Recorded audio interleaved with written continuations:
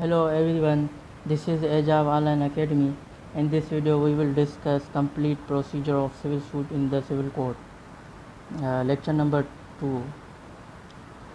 सबसे पहले हम लेक्चर नंबर 1 की रिव्यू लेंगे कि लेक्चर नंबर 1 हमने जो स्टार्ट किया था pre trial proceeding in the civil court. तो सबसे जो आर्डर नंबर 1 है वो जो पार्टीज़ का तयन करता है कि necessary party, proper party. Order number 2 cause of action, और order number 3 to take help pleader,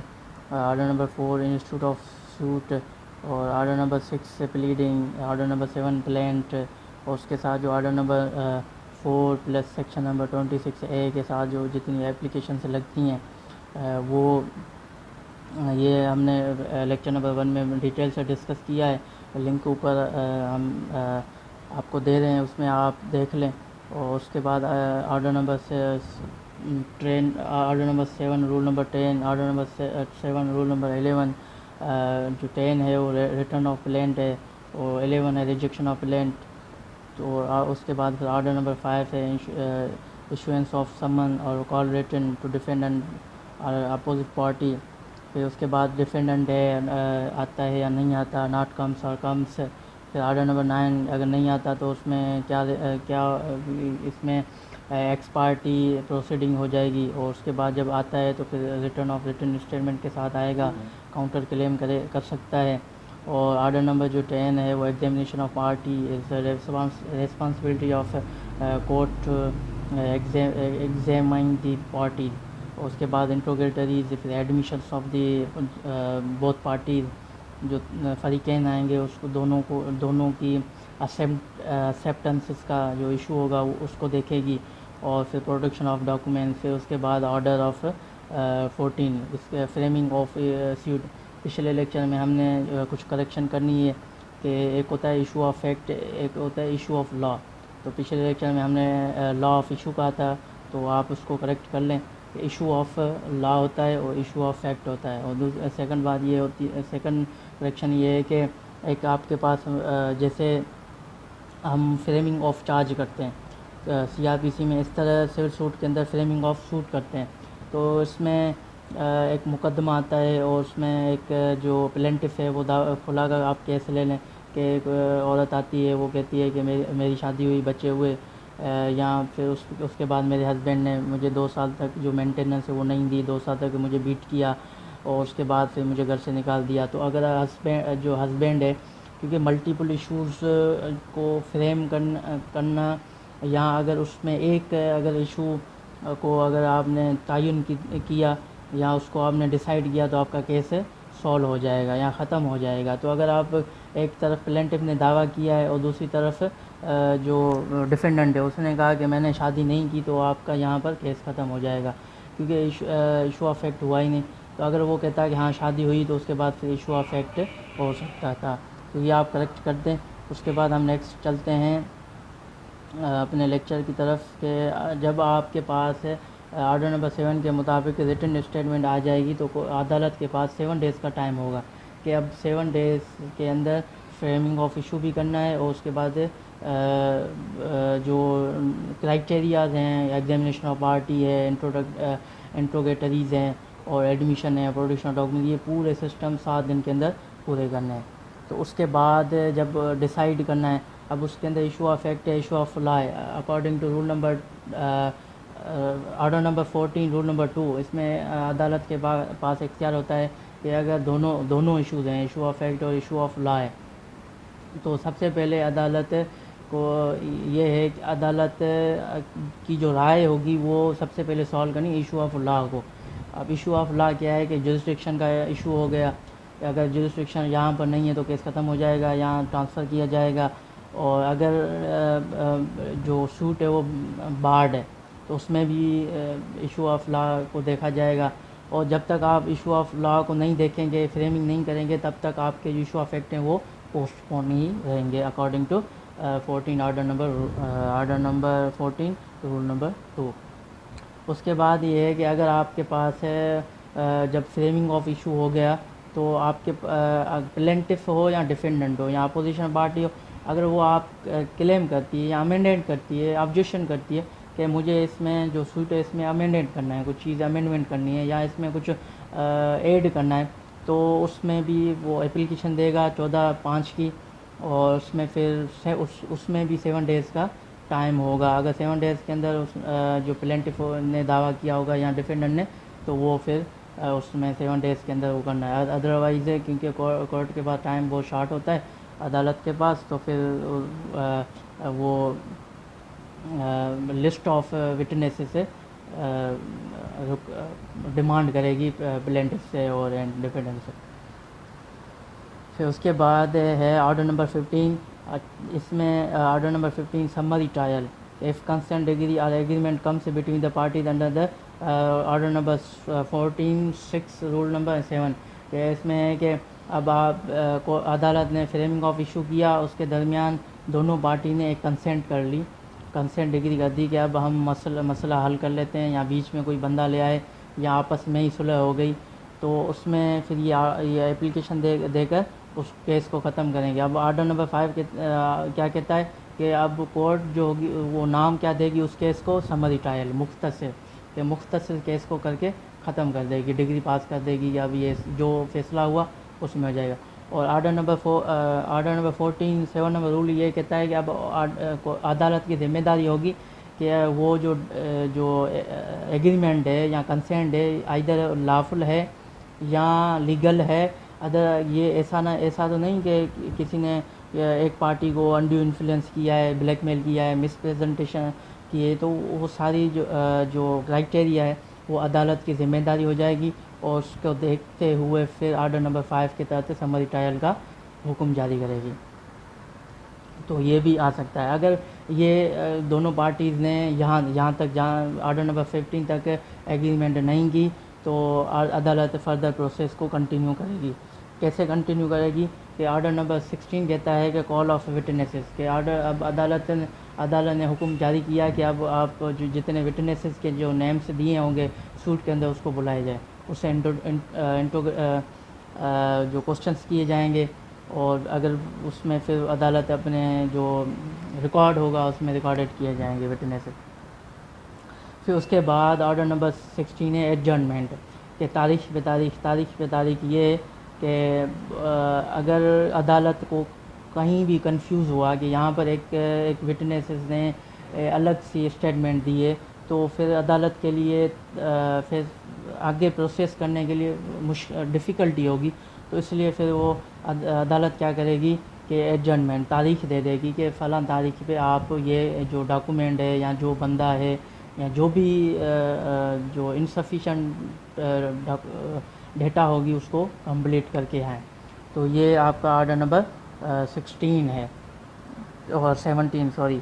اس کے بعد یہ سب سے جو امپورٹنٹ جو آرڈر ہے after the order number 2، after order number 4، order number 8، order number 14، اس کے بعد آرڈر نمبر 18 ہے کہ اب ایگزامینیشن آف وٹنیسز اینڈ ہیئرنگ، یہاں سے پھر ہیئرنگ شروع ہو جائے گی، ایڈجوڈیکیشن پروسیس شروع ہو جائے گا، اور کورٹ دونوں کو بلائے گی، اور پھر اس میں جو جتنے بھی ڈاکومنٹس ہوں گے ریٹن ہوں گے. اچھا، اس میں 2 قسم کے جو وٹنیسز ہوں گے، یہ ایویڈنسز ہوں گے، وہ کیسے ہوں گے کہ سب سے پہلے اورل ایویڈنس،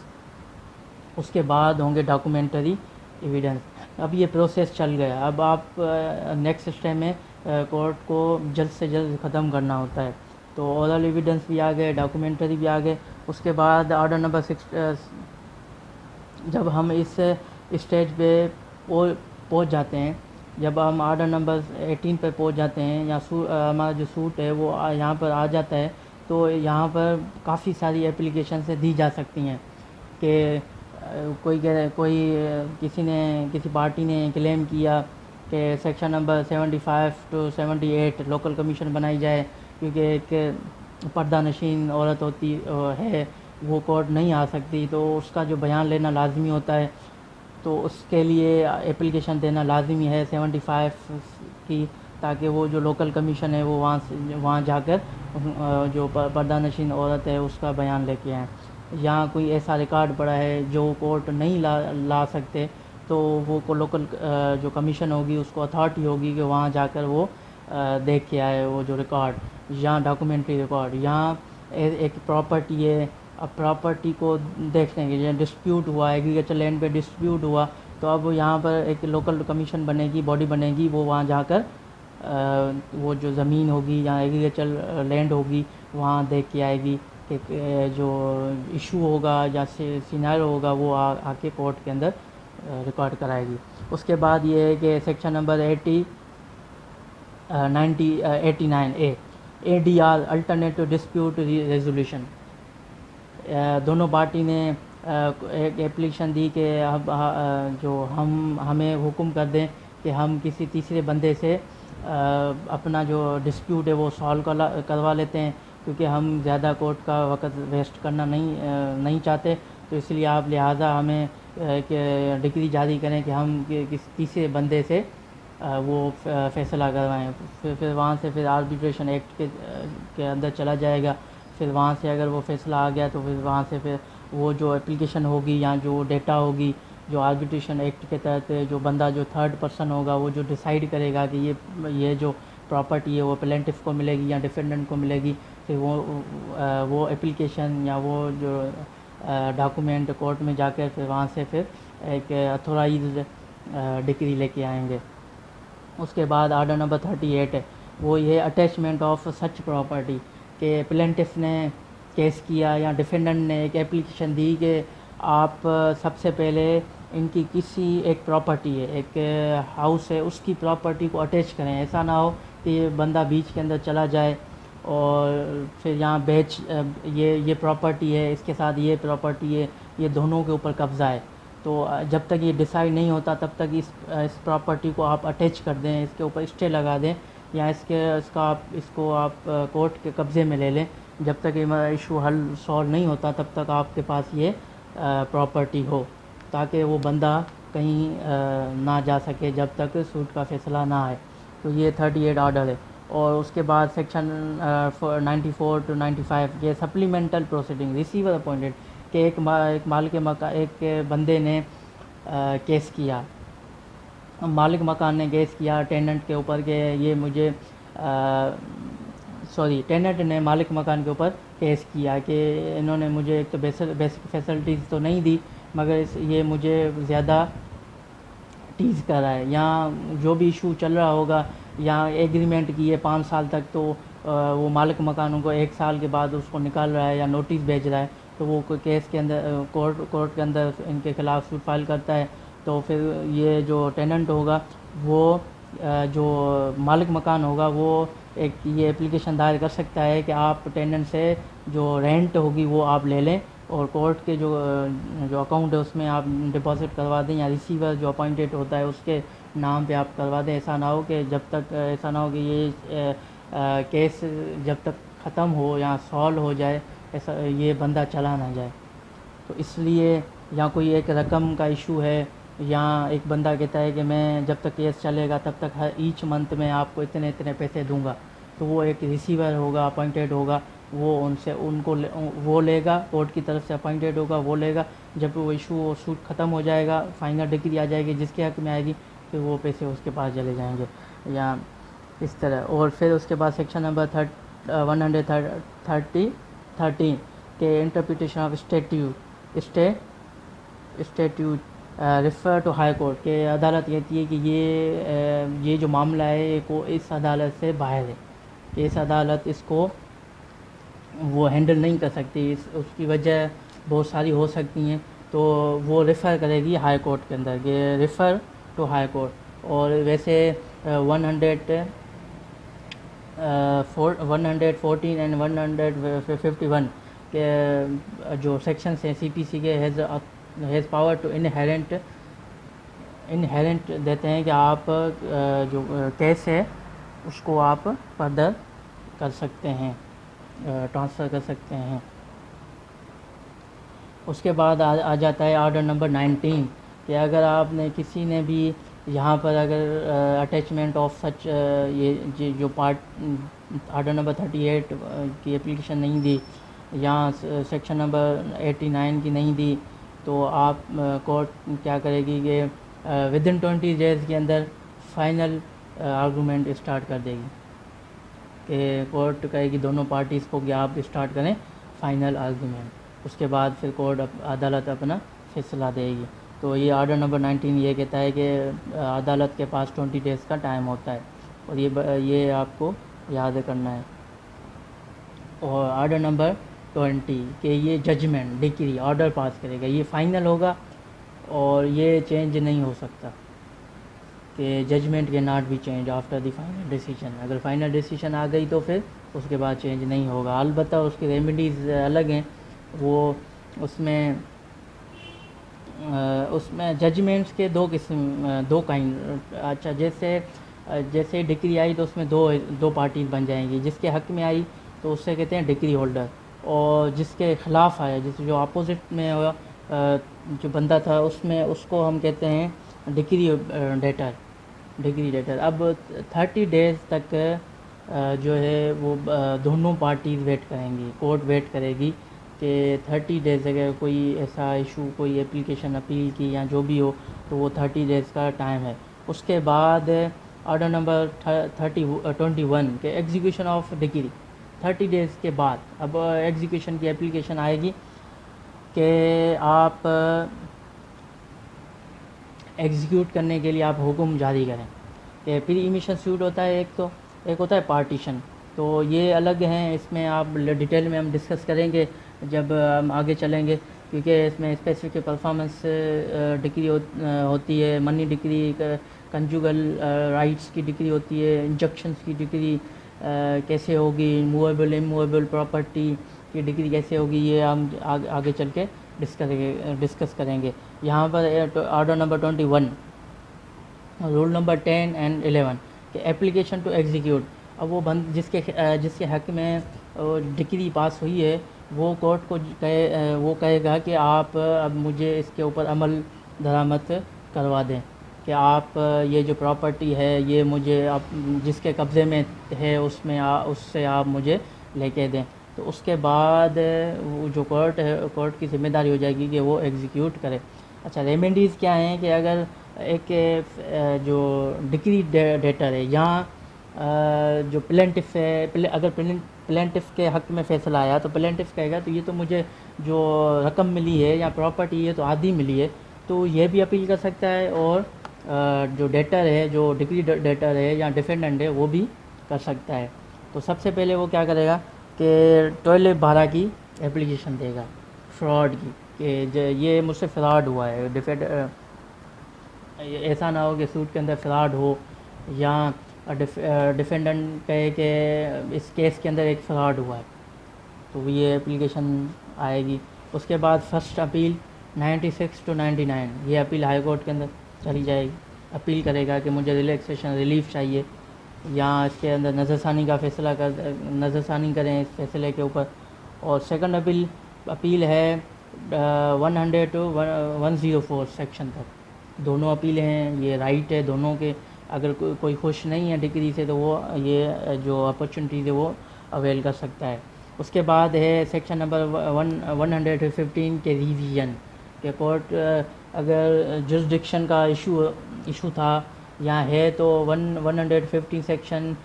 کی جو اپلیکیشن دے سکتا ہے کہ آپ اس کے اوپر ریویژن کر سکتے ہیں۔ پہلے یہ ہوتا تھا کہ یہ ہر جو آرڈر ہے یا ہر اپلیکیشن کے ساتھ یہ ریویژن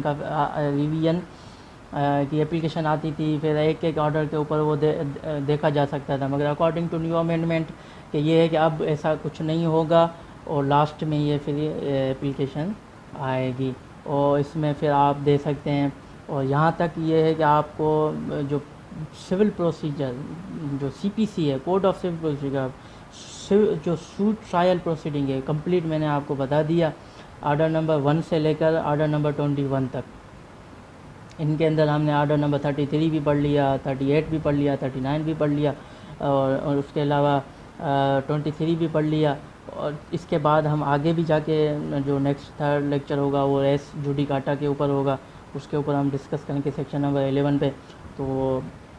یہاں تک امید ہے کہ آپ کو یہ جو سوٹ ٹرائل پروسیڈنگ ہے ان سول کوڈ آپ کو سمجھ میں آ گیا ہوگا۔ یہ ٹاپک یہ ہے ریوائز کے لیے۔ اگر آپ سے LLB پارٹ 3 یا جو جوڈیشری کے جو ایگزامس ہیں اس میں بھی اگر آپ یہ پوچھ سکتا ہے تو آپ اس کو چارٹ بنا کے آپ وہاں لکھ کے آ سکتے ہیں کہ اس میں آپ کو پلس پوائنٹ ملے گی. اس طرح اگر آپ میمورائز کریں گے جیسے یہ چارٹ ہے